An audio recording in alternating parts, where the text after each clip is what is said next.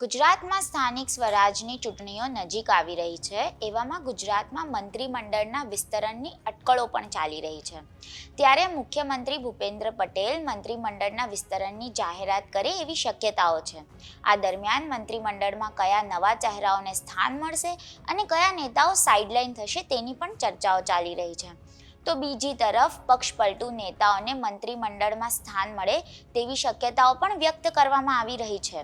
આ દરમિયાન પોરબંદરના ભાજપના ધારાસભ્ય અર્જુન મોઢવાડિયા દિલ્હી પહોંચ્યા હતા અને તેમણે અમિત શાહ અને CR પાટીલ સાથે મુલાકાત કરી હતી.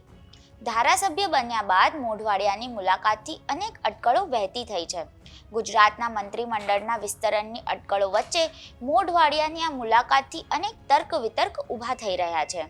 ભાજપના વર્તુળોમાં એવી પણ ચર્ચાઓ છે કે અર્જુન મોઢવાડિયાને પક્ષ પલટા વખતે જ મંત્રી પદનું કમિટમેન્ટ કરેલું હોવાથી તેમને મંત્રી બનાવવા પડે તેમ છે.